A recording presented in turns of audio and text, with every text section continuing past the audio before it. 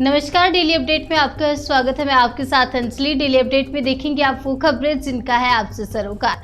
आइए नजर डालेंगे आज की अहम खबरों पर।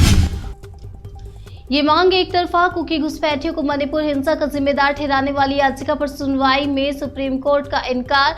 आपको बता दें, मणिपुर की इस याचिका में कहा गया था कि कुकी लोग जंगलों को काटकर अफीम की खेती कर रहे हैं, यही हिंसा का मुख्य वजह है। सुप्रीम कोर्ट ने सोमवार को उस याचिका को सुनने से इनकार कर दिया जिसमें सिर्फ अवैध कुकी घुसपैठियों को मणिपुर हिंसा का जिम्मेदार बताया गया था। किसी ए, बी या सी कम्युनिटी की बात नहीं, यहाँ हर कोई दर्द में। मणिपुर पर बोले आरजेडी सांसद मनोज झा। मणिपुर में हिंसा की खौफनाक तस्वीरों के बीच कुछ ऐसी घटनाएं भी सामने आई जिनमें एक दूसरे ने लोगों को बचाया भी है। मानवता की इन तस्वीरों से शांति बहाली की दिशा में बढ़ने में मदद मिलेगी। लोकसभा में पेश हो सकता है दिल्ली ऑर्डिनेंस बिल। मंत्रियों की अमित शाह के साथ चल रही मीटिंग।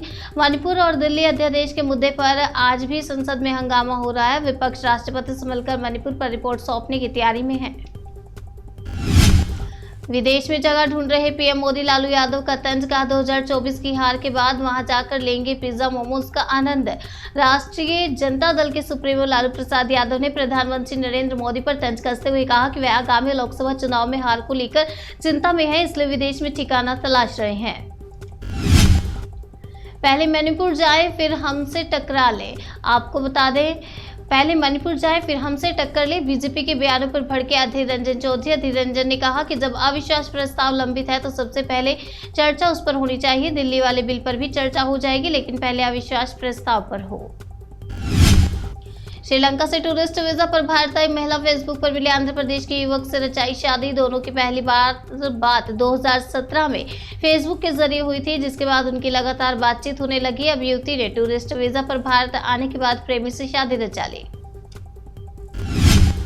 ज्ञानव्यापी को मस्जिद कहेंगे तो विवाद होगा ही, सीएम योगी आदित्यनाथ बोले। वहां त्रिशूल कैसे आया? सीएम योगी आदित्यनाथ ने इस मामले पर दो टूक जवाब देते हुए कहा कि अगर हम उसे मस्जिद कहेंगे तो विवाद होगा ही। ज्ञानव्यापी के अंदर देव प्रतिमाएं हैं, ये प्रतिमाएं हिंदुओं ने नहीं रखे। पार्टी के लिए नहीं थे पैसे, दोस्तों के साथ मिलकर रची अपने ही अपहरण की साजिश। पढ़ाई के लिए देवास से इंदौर आए एक छात्र ने पैसों के लिए अपने ही अपहरण की झूठी कहानी रच दी। उसने अपने दोस्तों के साथ मिलकर पिता को अपने साथ हो रही मारपीट का एक झूठा वीडियो भेजा। साले के घर से खाना खाकर निकला था जीजा, रास्ते में हो गई हत्या। नालंदा में सनसनीखेज वारदात। नालंदा के बिहार थाना क्षेत्र की घटना है। हत्या का कारण स्पष्ट नहीं हो पाया है, लेकिन घटना के बाद इलाके में तरह तरह की चर्चाएं हो रही है। पुलिस जांच में जुटी है। बिहार के कई इलाकों में वज्रपात की चेतावनी। 3 जिलों में भारी बारिश के संकेत। सोमवार की सुबह मौसम विभाग की ओर से पटना, भोजपुर, सारण, गया, गोपालगंज, जहानाबाद और सिवान जिले में वर्षा की चेतावनी जारी की। यूपी में कानून व्यवस्था पर सीएम योगी की चेतावनी। कहा सुरक्षा के साथ खिलवाड़ करके ना हो कोई भी आयोजन।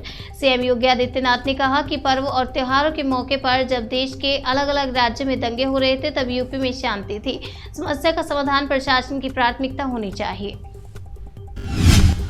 केंद्रीय मंत्री के कार्यक्रम में 12 बार कटी बिजली। सपा बोली खुल गई पोल, पूरा प्रदेश त्रस्त। केंद्रीय मंत्री कौशल किशोर के कार्यक्रम में 12 बार बिजली कटौती पर समाजवादी पार्टी ने कहा कि मुख्यमंत्री राजधानी तक में 24 घंटे बिजली देने में नाकाम है। गोरखपुर विश्वविद्यालय मारपीट और कुलपति के कार्यालय में तोड़फोड़ पर एक्शन। 18 छात्रों को निकाला। दीनदयाल उपाध्याय गोरखपुर विश्वविद्यालय में बीते दिनों हुई घटना के मामले में 22 लोगों के खिलाफ मुकदमा दर्ज किया गया था। हालांकि फीस बढ़ोतरी के फैसले का विरोध जारी करने की बात छात्रों ने कही।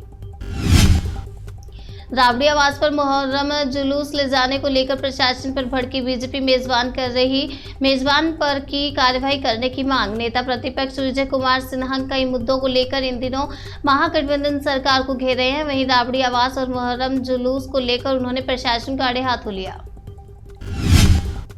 बाढ़ की भेंट चढ़ा वजीराबाद नाले पर बना फ्लोटिंग पार्क। पानी में बहे दिल्ली सरकार के लाखों रुपए।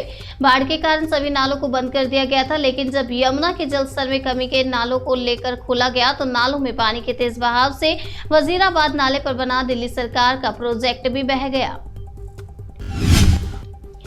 गलोई में मुहर्रम के जुलूस के दौरान पथराव में पुलिसकर्मी हुए घायल, दर्ज किए गए 3 अलग-अलग मामले। दिल्ली के कई इलाकों में मुहर्रम के दौरान जुलूस निकाला गया। पश्चिमी दिल्ली के नांगलोई में भी जुलूस निकाला, जिस दौरान जुलूस का मार्ग बदलने की इजाजत न देने पर पथराव शुरू हो गए।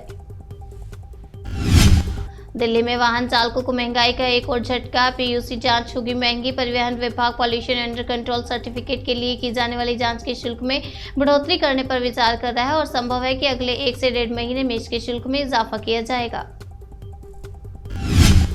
आज से प्रदेश में सक्रिय होगी कांग्रेस की नर्मदा सेवा सेना। नदी को स्वच्छ बनाना है संकल्प। नर्मदापुरम में मां नर्मदा की आरती के साथ नर्मदा सेना काम का शुभारंभ करेगी। नर्मदा सेवा समिति में शामिल होने वाले सदस्यों को नर्मदा नदी के तट किनारे ही सदस्यता दिलाई जाएगी। सावन के सोमवार पर शिवालय में बही जलधारा। साइकिल क्लब के सदस्य हरिद्वार से लाए गंगा जल। भरतपुर जिले से करीब 35 साइकिल राइडर्स हरिद्वार पहुंचे और वहां से डाक कावड़ लेकर भरतपुर पहुंचे। डाक कावड़ लेकर भरतपुर पहुंचने पर साइकिल क्लब के सदस्यों का जोरदार स्वागत किया गया। लीबिया की जेल में बंद हरियाणा पंजाब के 12 युवकों की हुई रिहाई। वतन वापसी की जगी उम्मीद। हरियाणा पंजाब के 12 और देश के अन्य 4 युवकों को लीबिया के ट्राइपोली की जेल से रिहाई हो चुकी है। हरियाणा और केंद्र सरकार के प्रयासों के बाद लीबिया की सरकार ने युवकों को रिहा किया। खबरों से रहने के लिए अपडेट देखते रहिए जनसेतु का खास प्रोग्राम डेली अपडेट।